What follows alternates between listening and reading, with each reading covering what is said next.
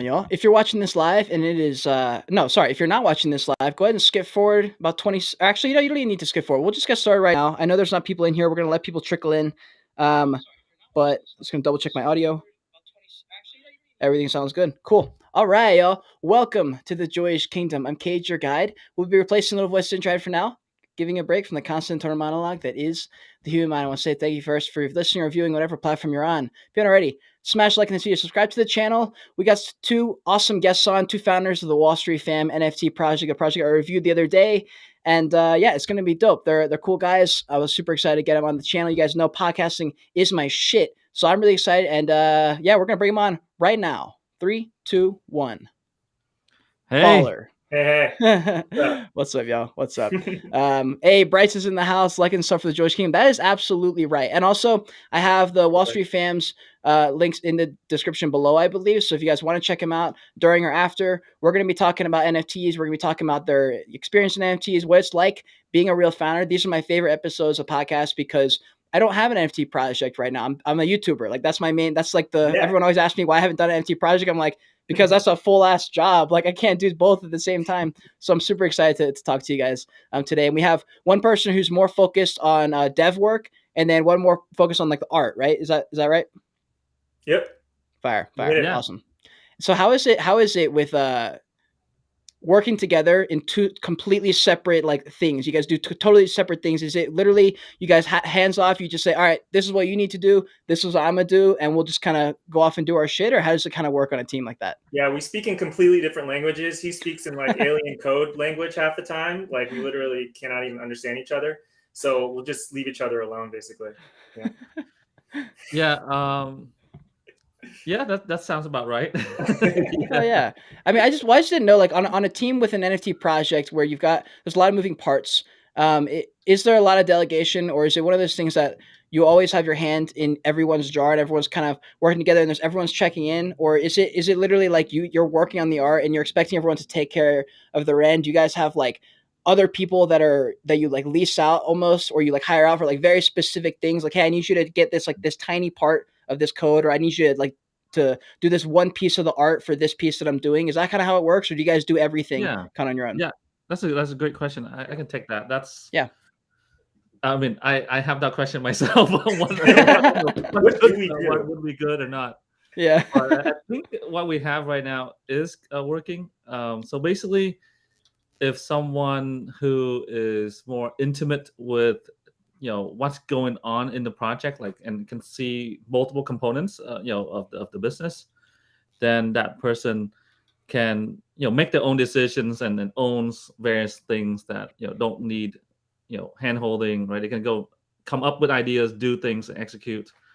But if someone who's like very has a very specific skill, right, such as like some create art or do some mock-ups or do code, right? They then don't need and don't care for all the other information. So then they then don't really need to go to like our daily stand-up meeting where the team who has their hands in multiple places need to know. Right. So yeah, it depends on the role and the job, and we have the whole rainbow that different people doing different things. Some more general, where various partnerships come up. You had to coordinate across marketing and dev, and art, right, to have a partnership. Whereas if you're a developer, you're just focusing on the code. Whereas so doing art, that's very focused as well. Or you just running growth hacking data to see what's the target audience, right? And that's very separate and niche as well. So yeah, it's a very complicated. I mean, the business is a very complicated machine, basically. Yeah. Let's just kind of backing up a little bit. I don't know, Kate, if you're speaking just about the NFT itself, because we actually have kind of a multifaceted kind of thing going on here, along with our utility, our vibrator, and a lot of other kind of initiatives that we're working on, partnerships as well. So if your question was about the NFT itself and the art and the Mhm. kind of the dev, Funster and I basically we partner with each other very closely. I only have one assistant illustrator and Mhm. we create the art. And then we work very closely with Funster because he's created from scratch a brilliant kind of compositing program that has tons of logic. We have Yeah. thousands of lines of code that make this kind of cohesive together because, and we can talk more about how complicated and complex this is, but there's a lot going on in the background to make this like pretty much record breaking. So Yeah. What was that when you first had the concept and you were like, all right, we're trying to make this NFT project. We want to do this. We want to have this idea. We have some things with utility. What's the yeah. first step that you guys went with? Like, where do you even begin when you're an NFT project founder? Because I think a lot of people have ideas and they want to pull things off, but just like in business, the hardest part is starting and getting something going. And I feel like that was my problem in school. Like that's why I sucked in like math. I couldn't get the problem started. As soon as I got the problem started, I'm good to go. I could finish the problem, but it was like I never knew what step one was, and I didn't know. I'm sure you guys have Yeah. a lot of helpful stuff there, just because you guys have a project up and running. You guys already have a collection out. You're working on the mom's collection right now, and I just gave you guys a sneak peek for you guys listening what the website looked like. And yeah, there's just a lot of things. So what was that step one look like for you guys? That's a great question. So I think a lot of people, I mean, with trying to build a startup, right? It's like how much do you believe in your idea to go ahead and take the risk, right? In Mhm. terms of time and money, and put into it, and like to kind of have that sufficient so that you do that jump over the fence, basically, right? Mhm.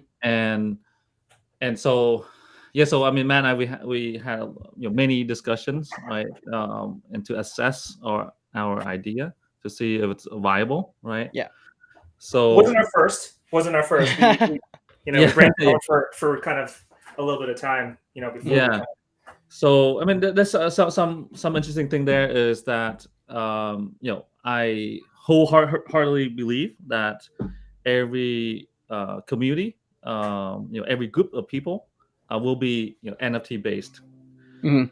So the NFTs is basically just a membership card or a passport, right? Your ping pong club will have NFTs. Your you know your alpha group will have NFTs. Yeah. That's already obvious, right? Any circle of people right, will have NFTs because the NFTs basically it's a way to represent the value and the contribution that the people have, right? So when you contribute, you get the reward in terms of the NFT going up in value. So it's a very good capture and fairly, right? And it's Mhm. distributed and people can vote. So this is a very cool mechanism. So it's like, okay, what kind of community do we want to build, right? Well, yeah, just us, like people Yeah. similar to us, who wants to dive into the metaverse and don't understand enough and don't have the tools, right? So it's like okay, and then so yeah, so you see the art is like Mhm. it's about people who have similar life experiences, who are juggling, balancing lives, right? Meaning, how busy they are versus what they really want to do. The objects represent their passion and things like that. And then we want to build tools to help people learn more about NFTs, do assessment, what kind of NFTs they want to buy and things like that, and how that's we can dive into that, and then Yeah. content education and have a community around that. So yeah, that's Matt, if you add more. Yeah, I mean, I just going back to your original question, Kate. The actual building of the NFT was the easiest part because that Yeah. actually kind of dovetails into both Fu and I's like kind of core competencies. So like that was natural. It was actually what kind of occurred afterwards that Yeah. started becoming more complex, right? Because we have a great product, but now we have to bring in community managers, understand the space a little bit more for marketing, and there's a little bit, there's a lot more specifics than just the actual creating of the product. So that was actually the easy part. Yeah, and you guys both had your LinkedIn's pulled up from also the video that I'd done, the review I did. You guys have a lot of experience in this world of. I mean, you were a director of art animation. You also worked in as a creative director position. Fu, you also worked in project managing. So you guys have experience in the Web 2 world, or whatever you want to call it. How much is that? How many? I guess what skills what is like the best skill that you guys were able to, what's the word, transferable skill, I guess, you guys picked up from those jobs, and what was maybe like a surprise that that you weren't prepared for when you came in? Okay, great question again, man. Okay, so surprise, there's a lot. So I'm excited to talk about that. But the transferable skills. Yeah, I mean, I've been in software for over a decade. Managing software projects, and I have a master's degree in electrical engineering. So coding is just natural, right? And yeah, that's obviously very transferable. Yeah. And Props to you, by the way. That's one of the hardest things ever. I tried to do computer science in college. My dad's a master coder. He works in Silicon Valley. And man, I just did not have what it takes to do that, dude. That's hard. Yeah, I mean, you have a different skill set, right? Yeah. Yeah. So, and then it's just the other thing is, I think, I mean, this is useful for everything. Just empathy, Yeah. that helps build relationships and build teams, right? That to have you need a well-oiled machine, right, to execute on something big, right? You can't do anything with yourself, right? And so yeah, just be nice to Matt. Don't hurt my feelings. And our other teammates. Yeah. Hell yeah. But yeah, I love to talk to you about surprises. But Matt, you go next first. Yeah. On my end, I think I was literally born for this. Everything I have been doing in my career, and actually, I brought this here. I actually invented NFTs when I was a kid. I don't know if you guys Oh, get the fuck out of here! That's awesome. Wow. So yeah. How old were you, Matt? How old were you? I don't It's know, hard to probably see like on the screen. third grade or something, maybe. That's pretty cool. So you're really the OG. We gotta call up Gary Vee. Be like, hey man, you stole my fucking idea. You stole my idea. Right? You guys heard it now for the first time. Unfortunately, Matt actually came up with this. Yep, it was mine. No blockchain existed though, unfortunately. Since a kid, I've been an artist, and then after graduating, I went straight into the creative field. I was an art director at Shy Day, which is the agency that does Apple. I was working on Absolute Vodka. I was on Madison Avenue, and ever since, I've been working on giant clients as a designer, art director, artist. Even head of a 3D animation studio. So I've done it all, and it literally lends itself 100% to everything we're doing, because not only are we creating art, we're doing branding. We have a ton of design, we have a ton of marketing communications. If you've seen all the videos that we have on social, I mean, all those skills, I mean, just like I could not have been, more born for it. So Matt is like pumping out just copy and videos like at the unimaginable speed. It's just like whoa, like hey, how do you do that like so quickly? Yeah, I'm like it's quite impressive. Hell yeah, that's awesome. Yeah, so the surprises. So here's a story. On our first launch, right? Our website had like 15 million hits. 15 million hits all over the world. Denial of service attacks. Not good hits. Yeah, not real people. Damn it. Like it was like just lit up. Wow. And then like our Discord would be like a bunch of bots just DMing everybody. It's like, hey, here's a new minting site, right? Jesus. So it's like, whoa, like these like space pirates, you're trying to go to the moon, and they're like just trying to take you down. Literally, and that's why I felt like they're surrounding you with like boats and harpoons, and they're like shooting at you. That's pretty crazy, especially if you've never experienced that before. To get a bot attack like that. Also, it was coordinated because the bots and all the messages drew people to another website, multiple websites with just slightly different tweet URLs. So that's why they were doing the denial of service, to take our website down so they could impersonate. It was like whole campaign. Yeah. Wow. So you must have pissed somebody off at your other job. They were like, yo, what the fuck? Matt started an NFT project? Oh, fuck those guys. Yeah, so it's actually quite a profitable business to do that. These scammers.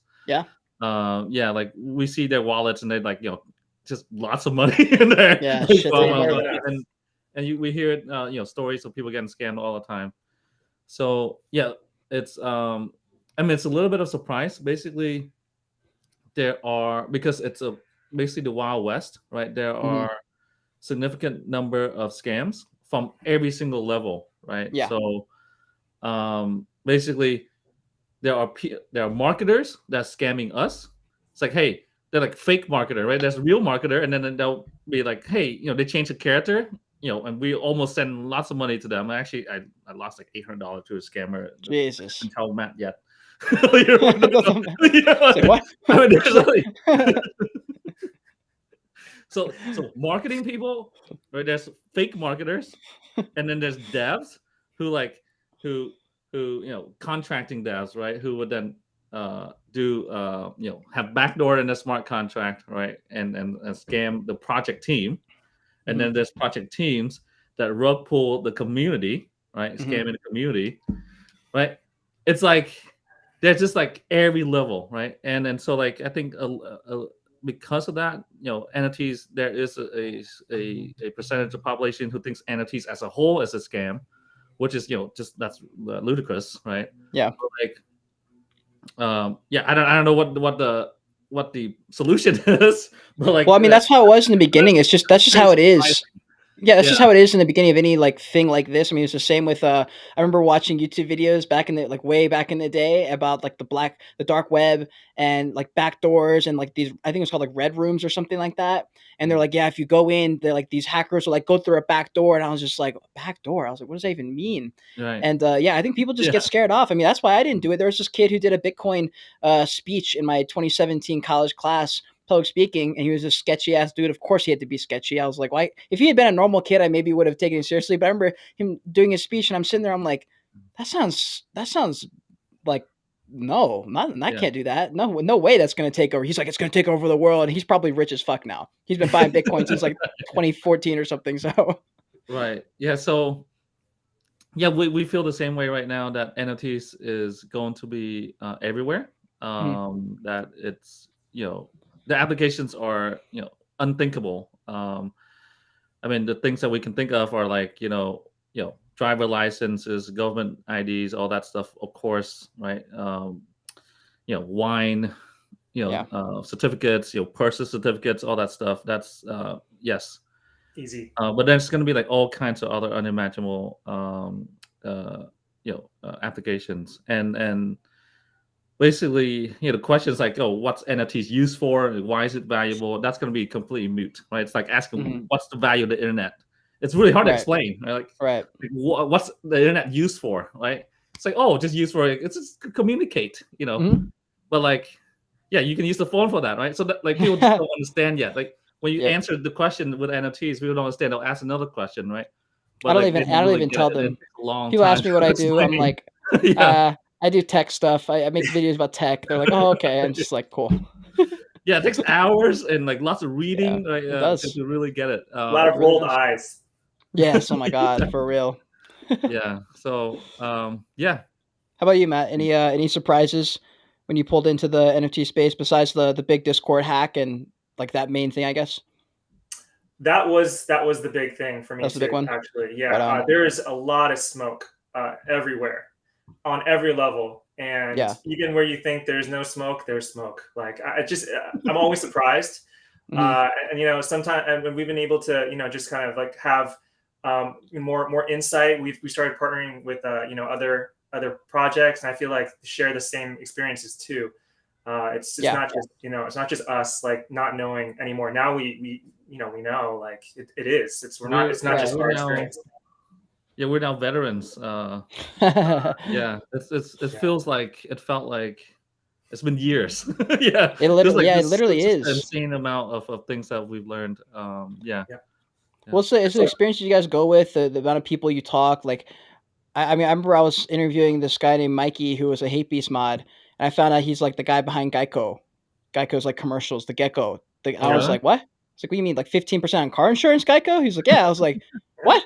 He was like, yeah, dude, like that was me. I was like, all right. I'm not surprised.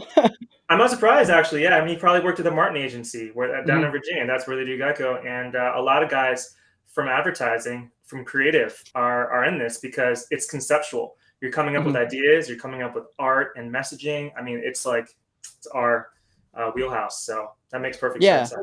And you guys come from that background, so I imagine you know a lot of people. I imagine there's people that you're maybe friends with or old colleagues with that are seeing what you're doing now. What are they thinking? They think you're crazy, or do they think this is cool? Actually, yeah. I mean, I could go. It depends. I mean, most of my friends, colleagues are technical. So actually, I mean, a couple of them, 3 of them actually, right now is helping WallStFam. Hell yeah. Part time, and they're coders and data scientists, and just helping. And I introduced them to it. It took many hours and sessions, and each one is like the conversations were very deep, and right. They loved it. They asked really great questions, and they're in. They're jumping into the metaverse as well. Man, that must be so nice that you have friends who know what this shit is. You can bounce ideas off of them, But that's not, there's only there's certain people that yes, I think they'll jump in, but many I don't even try. It's too out there. Yeah, I agree.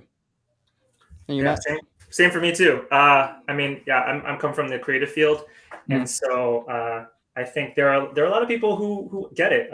And just like Fu, some people from some my past lives are with me, helping support as well. So yeah, and it's been a combination. I think more of the family and friends who are probably from different fields may still be a little bit not sure what's going on, but they've been very supportive as well. So, but yeah, it runs the range. Hell yeah. Hell yeah.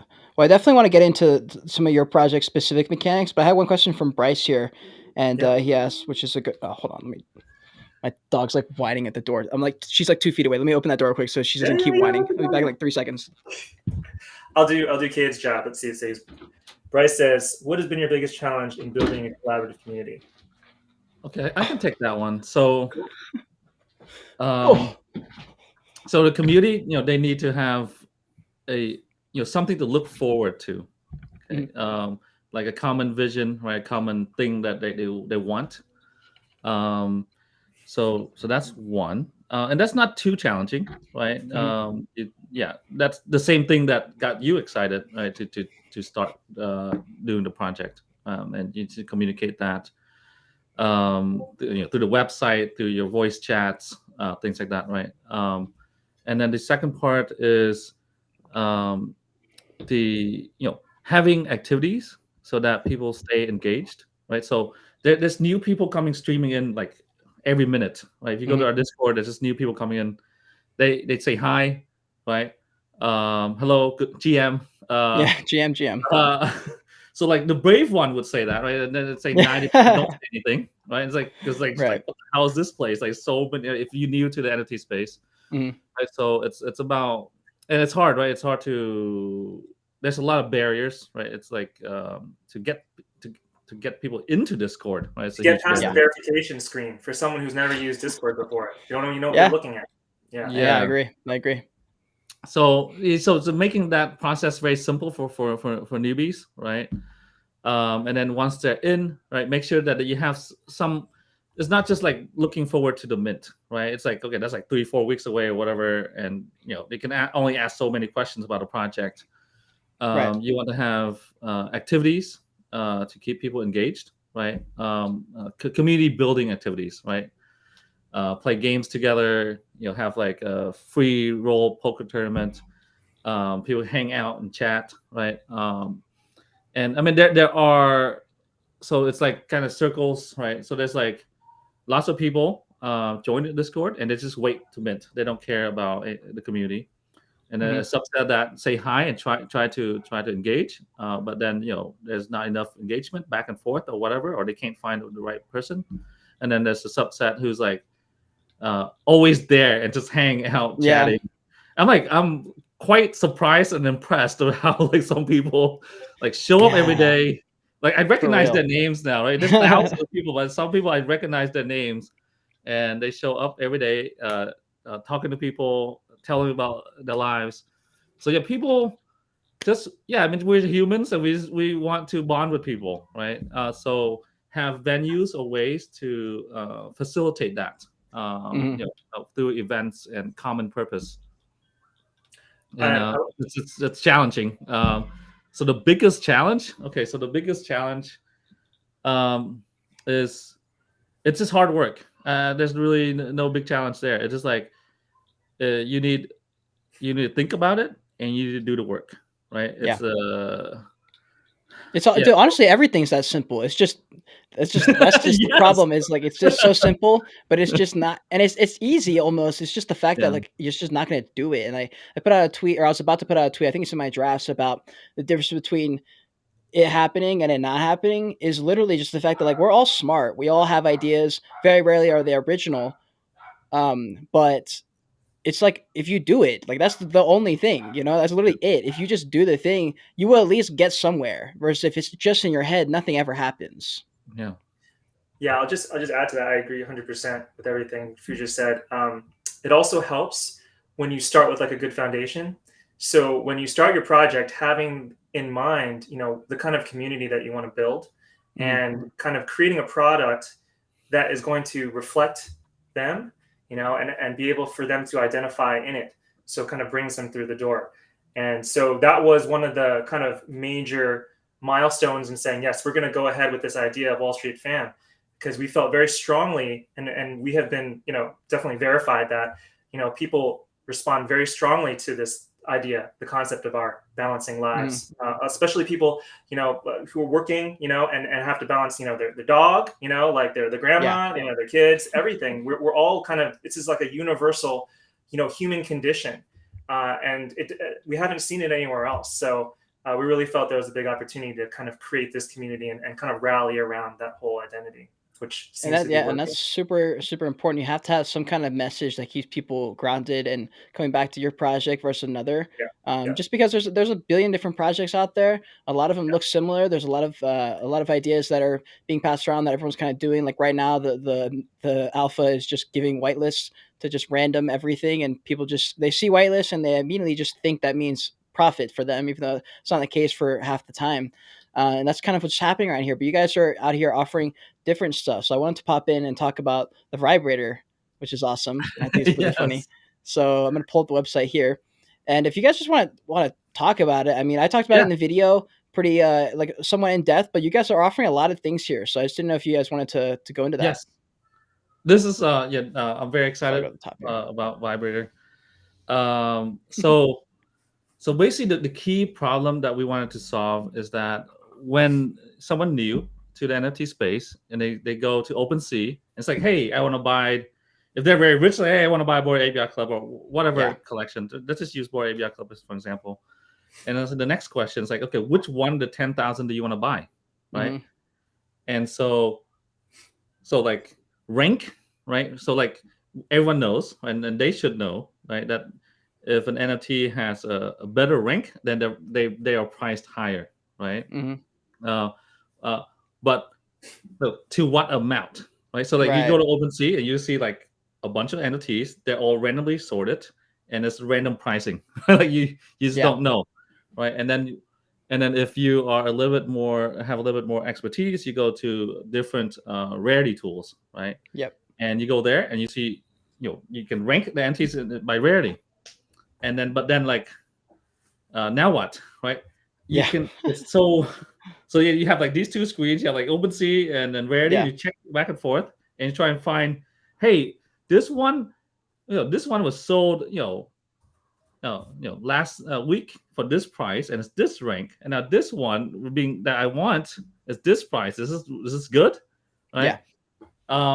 So instead of that just horrible user experience, right? What you have here is you just go to this one page and you see this chart here, right? Where on the x-axis is rank and on the y-axis is price. And you can quickly, right away, on the bottom right of the screen are dots, and each dot represents the NFTs that would be underpriced given their rank. Okay, so to make that very explicit, basically, imagine that you have two NFTs. One is rank 5001 and one is rank 5002. Okay. And if 5001, right, and if the price is different, okay, Mm-hmm. you simply buy the cheaper one, right? If there's two entities with rank very similar, right? You know, 5001, 5002, then the one that's like, you know, 1 ETH lower, for example, you definitely want to buy that one instead of so basically NFTs that are same rank but different price, you buy the one that's lower priced. Correct. If NFTs are same price and the one that has better rank, you buy the one with better rank, right? Yeah. That's a kind of simplistic way I look at it, but we quantify it, right? Quantify that differences, right? And you Yeah. added stuff. You added like rarity in there, and you said there's also. I mean, not sorry. There's also things other than just rarity, and there's different combinations that people look for, and it's kind of difficult. You don't know, like sometimes, just based on how much you've been in the space, you know certain things like from the Bored Ape community, or not the Bored Ape, the CryptoPunk community. Hoodies were like a big trait, and like glasses and stuff like that. And so in other projects, the hoodie is like a big sought after trait a lot of times. So now when I buy into projects, if I see one with like a hoodie with the logo on it, I'm probably going to snag that because I just know that people gravitate towards certain characteristics that is just kind of like it's almost like an art perspective. People see it and they say, oh, I want the one with the hoodie because that's what the CryptoPunks, that's where it like originated from. Yeah. So basically there are, for example, so rarity is too simple, right? How things are done right now. Basically, right now, rarity is, they give the same weight. Most tools, they give the same weight, the background to the outfit, which makes no sense. Like, Right. oh, you have a rare background, like, so what, right? If you have a rare outfit, Yeah. AKA, or for example, in a hoodie, right? That's much more valuable, right? So yeah, we have a trait weighting mechanism where, as a proxy for the community, the project creator can set the weights, of the different metadata, so that it contributes more to the scoring. Yeah, 100%. And then you guys added there's like a whole variety of things. I'll go back to the website. You guys have a variety of different aspects and things that you also offer, like a wallet compare, analyzing your wallet to size up the value of the NFTs you own against all the other NFTs in the same collection, which is pretty cool. So you guys definitely added a couple things in a very aesthetically pleasing way. So whoever designed the website did a good job because it's very aesthetically pleasing to the eye. So a couple website design classes, so I can appreciate that from maybe a different level.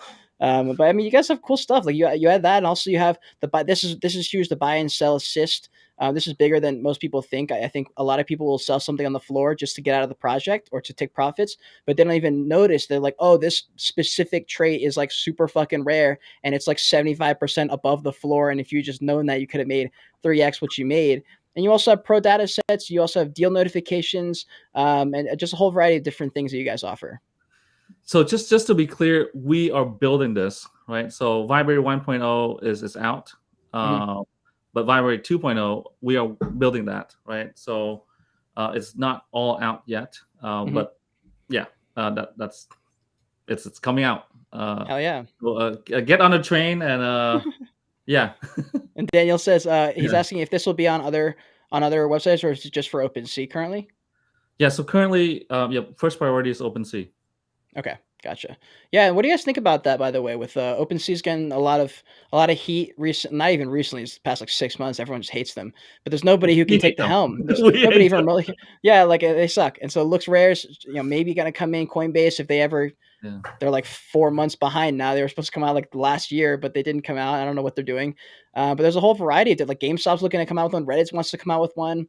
Everyone's trying to make their own thing. And then even big projects like Bored Ape Club is looking to make their own whole thing. So I imagine they'll have their own marketplace at some point. What are your thoughts on that? Yeah. So, Facebook Meta is coming out, obviously with their own Coinbase. Those are the top two. That's, I think, most people are looking at. Yeah. The more competition, the better. I think OpenSea, there's some really simple solutions that I don't know why they're not taking the community's feedback. But basically, the number one issue right now is that when that is completely free to create a fake collection, right? So you can just copy someone else's art, and we've literally had I don't know, probably hundreds now. I mean, I know it's like more than 50 just months ago of fake collections. So we literally just every day take down request Wow. to OpenSea. And basically the issue, and then this is not just our project. I mean, many other projects have this issue. They actually opened their fake ones before we did by pulling our sneak peeks from Discord. Sick. And kept on doing it throughout. That is wild. So it'd be like Wall Street dads 1, 2, 3, like literally the number kept increasing. I'm like, OpenSea, like what are you doing? Like, can you just like I had to manually send in a request each time with the fake accounts. They just simply increment the number, and the reason is because there's zero cost to do it.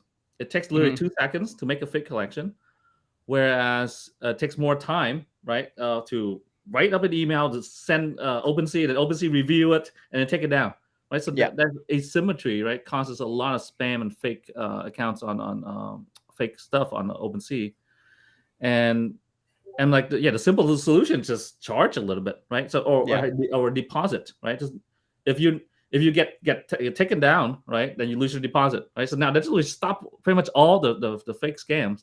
That's one solution, and there's other solutions. The community has suggested OpenSea is not doing anything. So like I'm like, what, like it's very annoying as a creator. Yeah, but so like the more competition, the better. I'm looking forward to something better. Honestly, so yeah. Matt, are you on Foundation at all? I know you've been doing art forever. Do you have your own little things going on the side at all? This was actually, I mean, I dedicate pretty much 175% of my time to this now. I hopefully I will have a life. Soon. I know, right? yeah. But for now, it's live, breathe, eat WallStFam, and completely neglect my family and friends. Yeah, that's the reality of it. And I think for it's like there's like this stigma against hustle culture, and I understand where it's coming from, but I also am like, look, if you don't want to like win or whatever the word is, you don't have to do these things. It's just for people who want to win. Like that's why like Gary Vee gets all this hate because he's pushing toxic hustle culture. He's like, look, if this is what you want, this is what it requires. Like it's just if you want to win, it does require sacrifices. I mean, hopefully it's temporary until you can automate a lot of things or until you can, get some momentum going and you have a little bit more free time. But for a while, I mean, life's about sprints and stuff like that. And there's periods of your life where you can walk and you can take some time off. But there's some periods of time where you literally just got to grind and put everything else to the side. So like for me, thank God I'm young and I don't have like bills. I don't have like a family and all these things because that's very, very difficult. And so I think there's a lot of people who can relate though, because there's a lot of people in NFTs who aren't 20 years old or 18 or 15, like in high school, sitting there on Discord 24/7. That's probably half the people in Discords are these kids who just like don't have anything else to do. And it's shocking that there's people who are, I mean, it's awesome that people are like in a, middle age, 30s, 40s, 50s even, who are in Discords and chatting with all these people and they have like full ass lives and families. What do you think, what is your family thought about that? Like, is it literally just, I got to do 15 hours of work today. Like, that's just how it is. So a great question. So our community is actually pretty different. The people that hang out that I mentioned that I know the names, they're like in the 30s and 40s. Have kids, no way. They're like managers, directors at the company. Wow, about, that's cool. Like a very different group of people in our Discord. I'm sure there's lots of young people as well, but my family very supportive. They're I mean they're just supportive. That's awesome. I mean I still balance, make sure I have time for our kids and hang out. Obviously there's some sacrifice of that.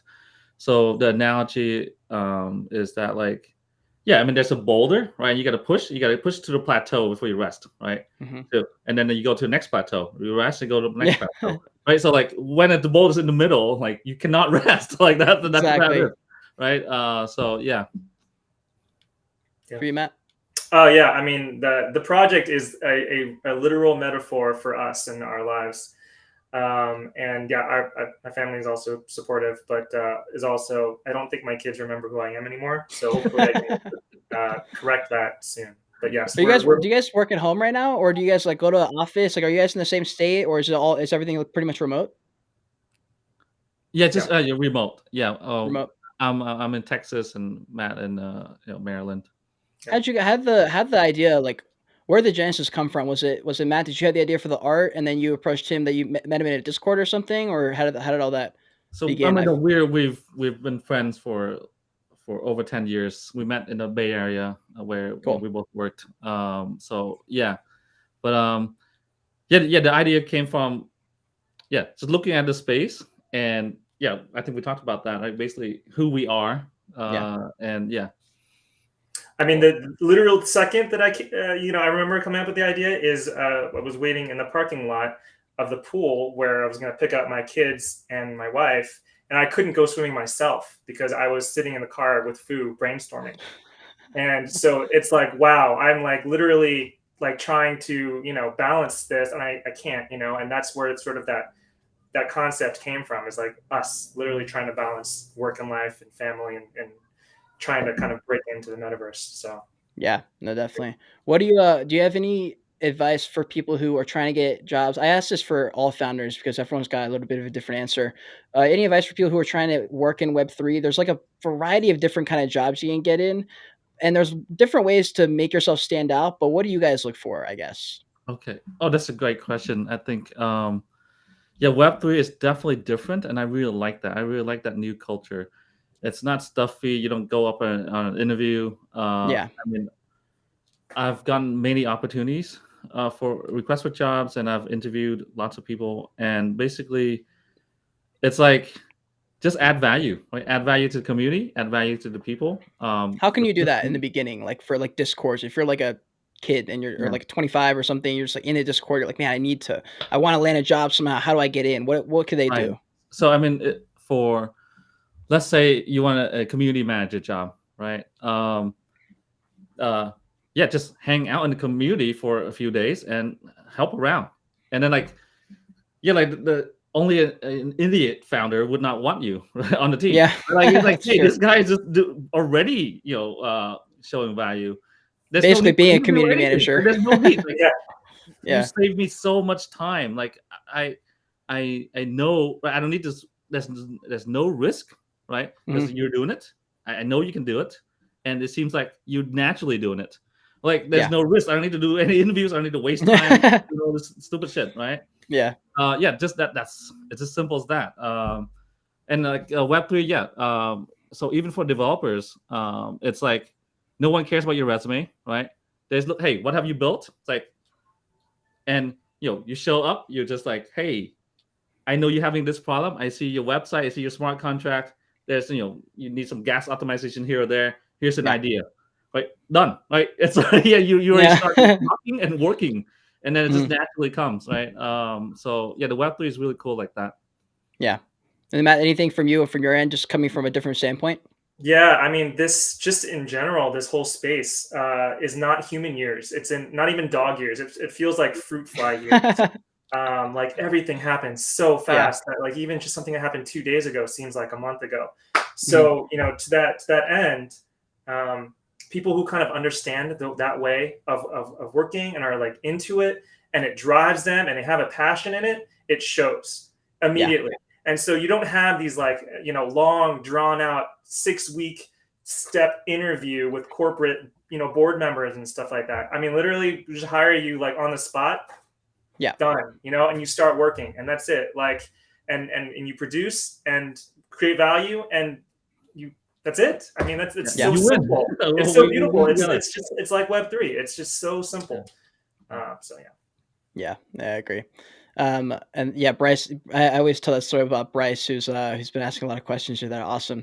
He it's same shit, dude. He just like he was literally just being a community manager, and I was like, yo, you just want to be one, so you can put it in your resume and like have it there, so you can say that you've been one. You're already basically doing it. You're in there all the time. You're doing a great job already, and it opens up doors. If you're on Twitter and in your bio it says head community manager for X project, and then someone notices you in a Discord and like, hey, you're doing a lot of good stuff, and they check out your Twitter and it's like, oh, he's also a community manager here and he's done work here. That's as far as most people go in their research. They say, oh, you've done it before. Word. we need you. That's pretty much how it goes. This is a great question here. Dabbling Dad, how do you guys see play to earn games being able to leverage VR? So that's a tough question. We're actually working with a PTE game right now. We haven't talked about announcing their names, but we tied a knot. But so TBD. There's some ideas. TBD. But basically, the metadata for games are different than PFPs, right? And basically some metadata are not shown as a picture. Like how hard the the attack rating and all those stuff, right? Or the shield. They're not necessarily shown in the image. Not all of them. And so for example, if an attack of 5 may be more rare than an attack of 6. It just so happened to be like that. The designer may not necessarily consider that that pyramid of rare to have but because that's a unique item, it has other attributes that are more unique, right? But the attack rating is lower. So there's some complexity to that. But basically, it just boils down to modeling the value correctly, right? Of course, we can do that, right? But that's TBD. Exactly how that would work. And he may have been asking more just more generic, like what are your thoughts as far as an industry moving toward, because play to earn is like one of the only ways people are looking at adding utility to a project. Obviously you guys have another thing that most people don't have, that's very different than most projects, but I guess maybe he was one of your thoughts on play to earn as an idea. Like, is that sustainable? Is that something that is going to be actually something that people can pull off to an extent where it's successful, or is it kind of just like a buzzword that's going to last a couple of months until the next big thing? Right. No, I mean, play to earn, I think that's real. I mean, okay, I have a story. So this is back in 1999. I was doing play to earn. Okay. So I for the old people out there, if you know Diablo 2 from Blizzard, back in the day, there was a huge market for in-game items, legendary items, sword, shields, rings, that you can sell on eBay. It's very popular. So eBay, there was I think hundreds of millions of dollars probably exchanged on eBay on items. And over the summer, I was in school and I loved the game just naturally, but I didn't even know that there's holy shit, there's on eBay. So I found that out, and lots of people buying stuff. I was like, okay, I can make money playing games, and selling stuff on eBay. And then what happens was a while later. So, anyways, I made like $1,500 playing games. Let's go. $1,500. It was not much, but okay. And then I had to go back to school. This was like over the summer, and then but then Blizzard shut that down. Okay, they basically cease and desist with eBay, and then no one can do that anymore. And then they built an in-game exchange, which sucked. Like no one liked it. And that was that. Right. So what's the lesson from there is that when you're playing a game, right, you're earning in-game items, right? You're leveling up, and you're finding more and more rare items that makes you more and more powerful and cool looking and doing fun things in the game, right? So you are earning value, right? And all games have, most games have that, right? But with the NFTs, right, or with crypto, what that does is that it makes the value. Okay, my kids. Hey, okay, guys, no, Daddy on the podcast. Love you. Okay. Bye. Okay, bye. Okay. I'll talk to you in 10 minutes. I remember I saw a commercial on TV where that happened. I forget I don't know what it was about, but I remember that happened on a commercial. It was that lawyer with the kids walked in. I think that was it. Yeah. Hilarious. I love it. That's our life. So with crypto, right? It's the value is now able to exchange hands or exchange accounts, right? It can be divvy up easily. It's more fluid, right? Previously, the value is earned into that one account only, right? All the items stuck there, right? But now, if those items are NFTs, right, and if the in-game gold is a token, right, then it's the market can these tokens and NFTs can be traded in game, obviously, but it can be traded to people outside of the game, Yeah. right? That's a key thing. So now it's much more fluid. There's a lot more liquidity, right? So yeah, play to earn will be huge. Okay, fundamentally, it's always has happened. Yeah. Crypto just make it more liquid, right? Mm-hmm. That's all that does, right? Yeah. Yeah, I agree. Yeah, I agree. And Matt, for you, because play to earn is a fucking monster of a task for a lot of people, getting a full game. There's a lot of factors that are really important, but one of them is what this shit looks like. And I think the reason that Sandbox gets a lot of shit is a lot of pixel stuff. And Pixel has its place. There's some people who love pixel stuff, and there's a lot of people who say I would never play that in a million years. And so you have a certain specific style of art. And I'm gonna pull up the OpenSea for you, but I was gonna ask what was the idea and like the inspiration, I guess, against the certain traits that you picked for your for the crypt or not for the crypt for the Wall Street dads.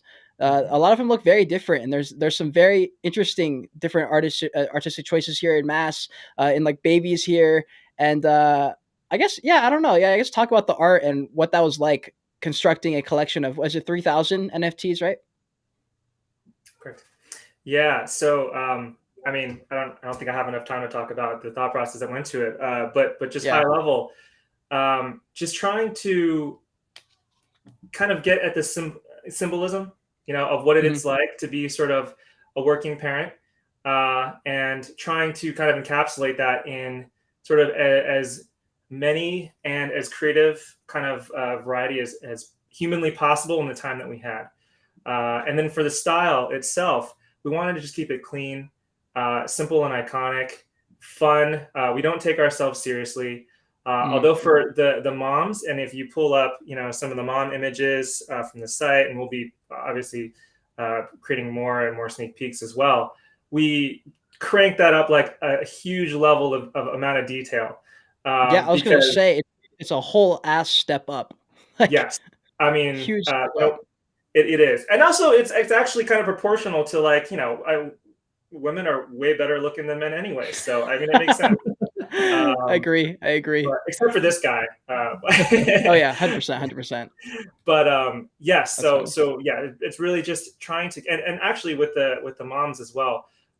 We had the benefit of already having an established community, so it was great. We were able to tap, all our fans and all the members, and ask kind of what they feel like they balance, and what they want to see in the collection as well. So actually that the moms has been a collaboration with our community, which makes it even stronger.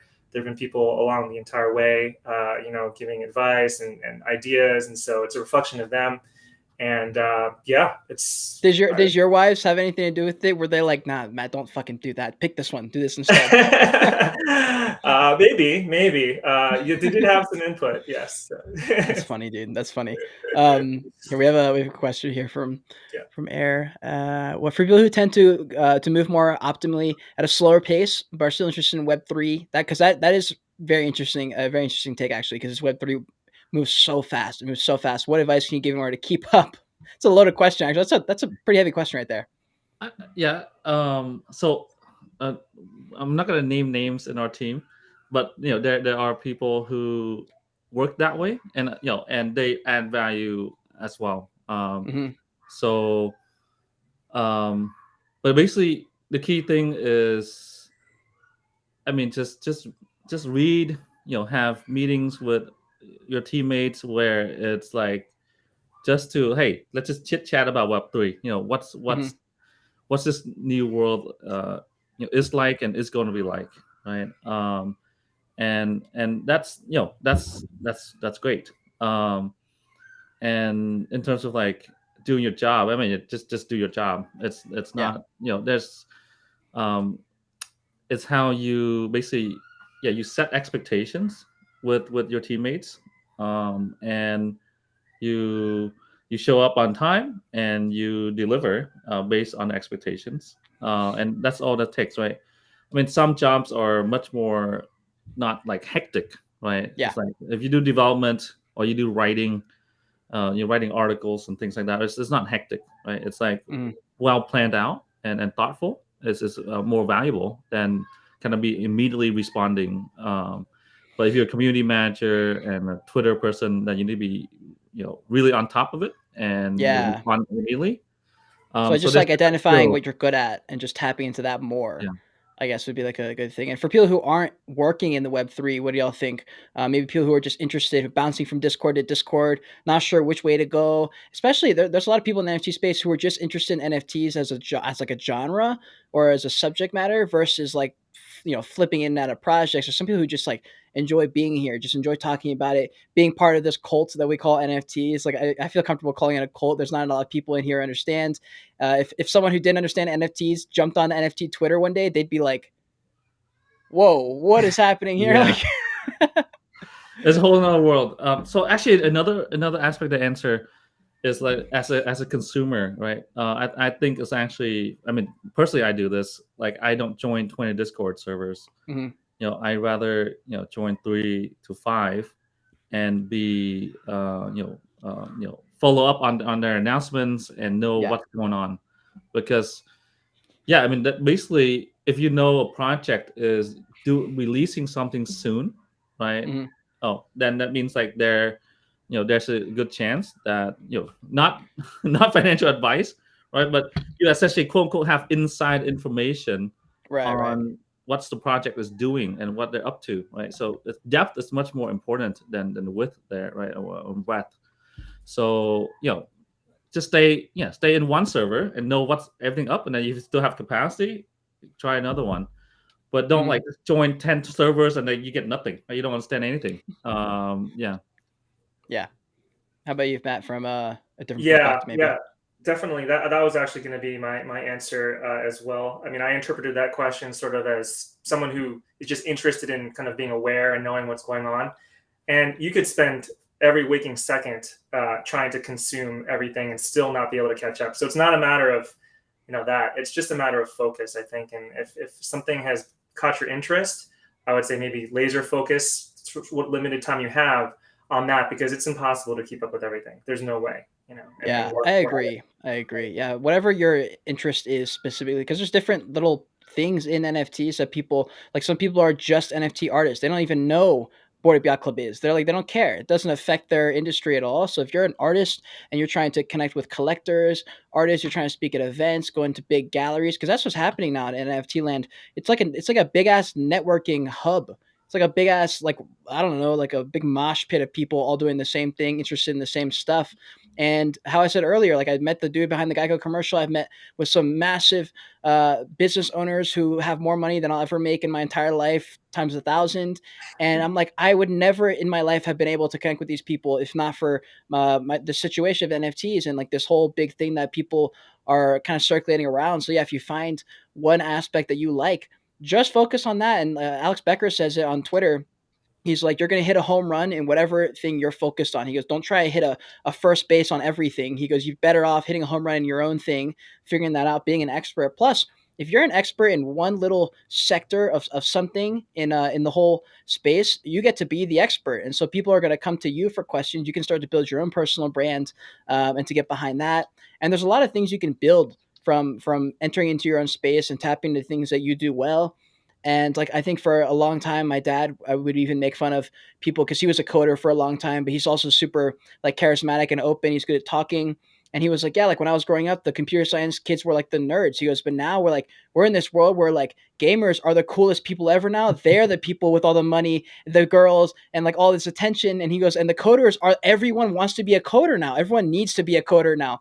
And like times are changing so rapidly. So just staying up to date on that stuff. I need to tell my wife, she's very lucky. Dude, yeah, exactly. You made the best investment of I your need you fucking to be my life. hype man to talk to my wife. That's hilarious. She's Yeah, Bryce. Yeah, Bryce says make your own call with your own community. Yeah, and you can bring him in exactly that way. So another good question would be like, what are your advice for people who are trying to create their own community? Is it going to be to build a brand around it, or is it going to be tapping into what you know? Like, what are the ways that if you're a developer or an artist that you could start building your brand today, maybe on Twitter or whatever platform you decide to go on?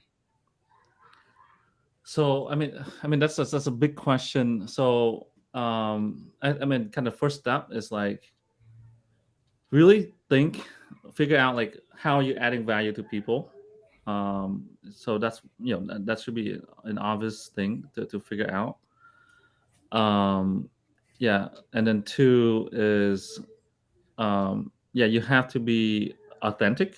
You Mhm. have to like be part of community. You will be essentially a leader in your community, right? And yeah, so people have to like what you're saying and Mhm. like to hang out, and with you. Um, so yeah, so I mean, and then like in terms of like the logistics and kind of operational tips, I mean that's that'll take hours, right? Yeah. But yeah, do lots of planning and do lots of hard work. Yeah, Yeah. it's Yeah, hard work and just yeah, doing, and there's different ways. There's Twitter accounts right now that just post threads, and they're huge, and there's people who are like, no, you got to be good on camera to get big. It's like that's not the case. There's people with Twitter podcasts, and they just do it on Spaces, and they're yeah, getting massive amounts of views. So in this world, you can do like whatever your thing is. You need to tap into that more. Like I made a TikTok, and I was like, if there's something that you like that's super weird right now, this is the biggest time ever. You could post one TikTok and have 1 million views tomorrow. You could post one Twitter thread, it could get 1 million views. You could do a Twitter space, and for some reason, 700 people join in. And so you guys get to tap into what you do. But for you, Matt, as an artist mainly, but I know you do a bunch of different things, but you also have experience in creative directing and working on teams. What is your advice for building your own community? Yeah, absolutely. 100%. Tapping into your passion, whatever you believe in, whenever you feel like you most identify with and can express sort of in the purest way, is what you're going to be able to communicate the best and be able Yeah. to create the best thing of. So I definitely think that it helps when you sort of, from a business standpoint, understand maybe the market and sort of the niche and the needs out there. But at Yeah. the end of the day, you have to play to your strengths and know what you're good at. So, yeah, 100%.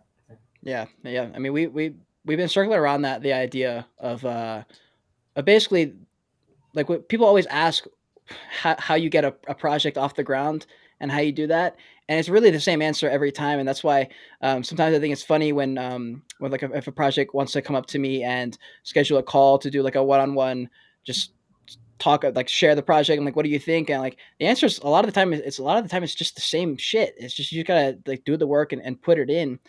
For people who want to start a project, this would be like one of the last questions because I think it's a good one to end on. For people who want to start a project who don't have a background like yourselves, where you've already been working in the industry, you have a very specific set of skills that lend very well to an NFT project. Are they screwed? They got to go to like work for 10 years and then do the project. Like what could they do? Because if they don't have anything to offer, that's a yeah, different position to start a project than where you guys started. yeah. So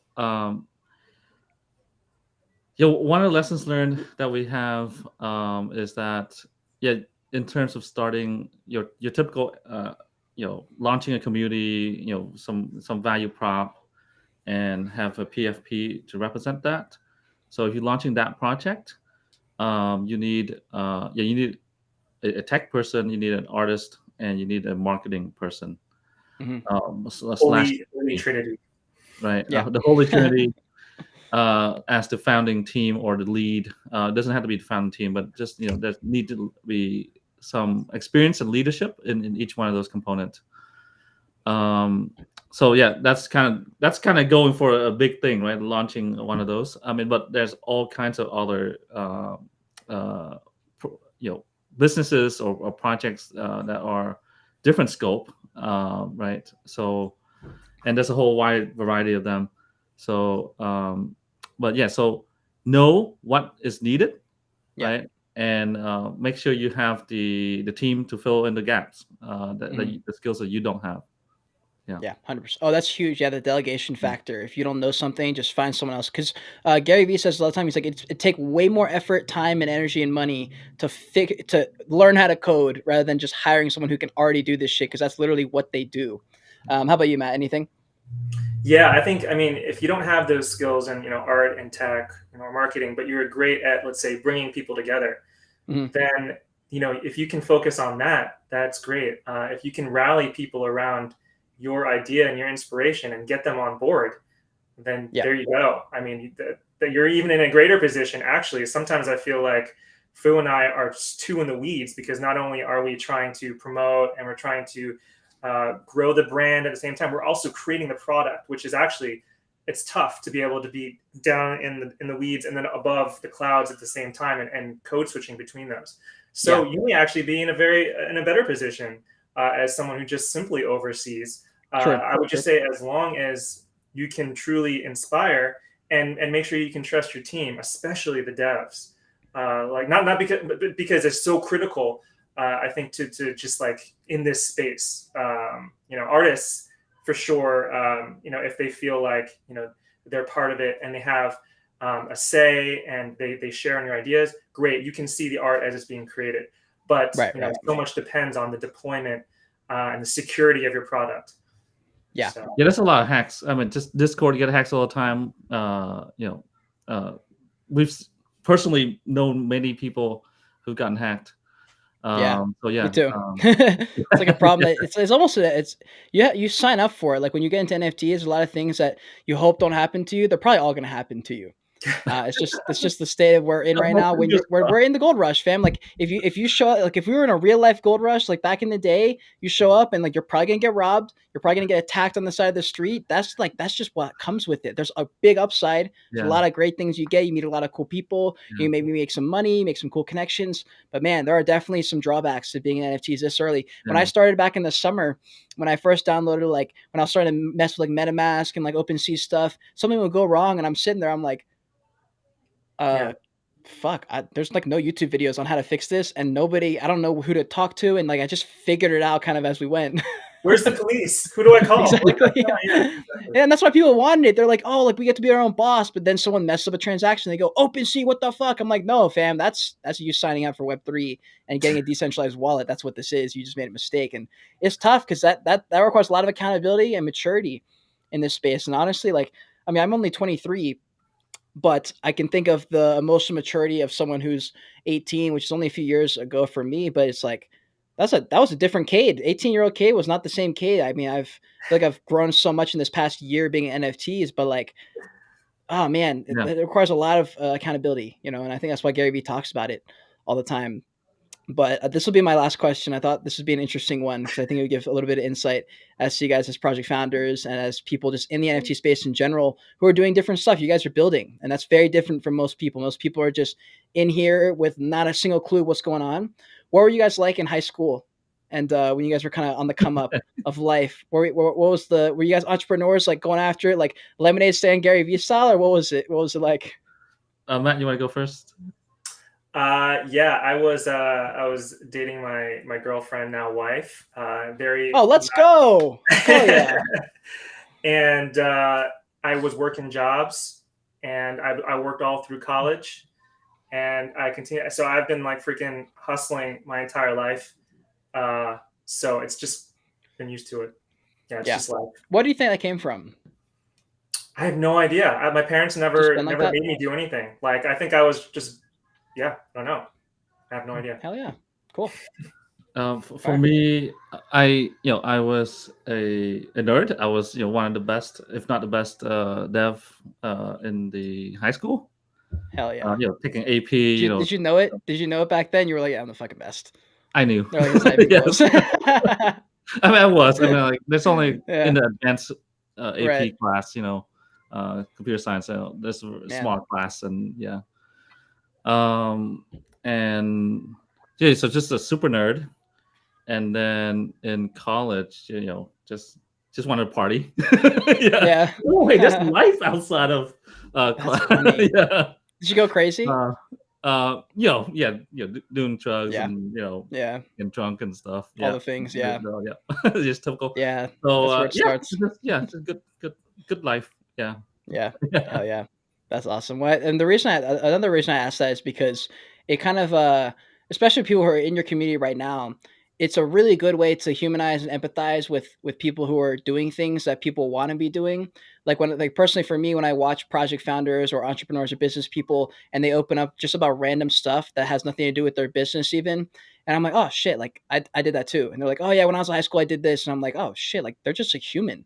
They're just a normal person. I could totally do that too. And then they, at the end of the interview, they're like, yeah, like, give any advice for them. And they're like, yeah, man, just like, if you have an idea, just, try it. Like, this is literally what happened with me. I remember this podcast with Leonardo DiCaprio. They're like, how'd you get here? He was like, man, I did a couple fucking interviews and did a movie, and I don't even know. I'm just here now. I just kept doing that, and things just happened.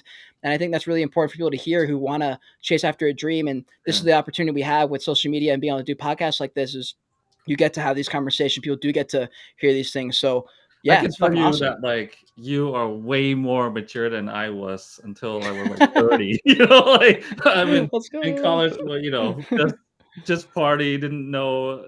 For I real. wish I was more mature because the internet was becoming a boom when I was growing up. Yeah. And I have no idea what that was. You know, I and mean, was internet definitely I was has helped. I'm like, Yeah. oh, I wish I took advantage of Yeah, that. internet has definitely helped. TikTok, you get to see people's perspectives on stuff. The social media definitely has a lot of drawbacks, but there are definitely some things that we're able to learn a little bit earlier. I mean, there's kids who are like having spiritual awakenings at like 12 years old now that probably wouldn't have had it till they were 25 or 30 without the internet. Yeah. And so it's a wild fucking world. NFTs are, is everything that is times 500 times 1,000 times another 1,000, and it's a wild place to be. And you are out building. It's really cool. It's fun to talk to you guys. It's fun to pick your brain a little bit as coming from an artist perspective and having the dev who's behind a lot of the behind the scenes stuff. But you guys are active in the community, and this is an awesome conversation. I appreciate you guys being on. Yeah, thank you. It's a ton of fun. Yeah. Well, guys, listen, if you're in the chat and you made it to the end, thanks for being here. One, make sure you like the video. If you haven't liked the video, click the like button, subscribe to the channel. There's stuff in the description below. If you made it to the end, code word is gonna be shit. We just get mom in the chat in all caps for the new collection coming. Yeah, let's do it for sure. All right, y'all. Yeah, if you're in here, code word is mom, so that we know you made it to the end. Thank you so much for being here. If you're an OG and you've been watching my episodes, you've been watching the Joyage Kingdom episodes, thank you. If you're new, welcome. And yeah, until next time, continue on your Joyage, continue to learn, and be grateful you're alive watching this video. Peace.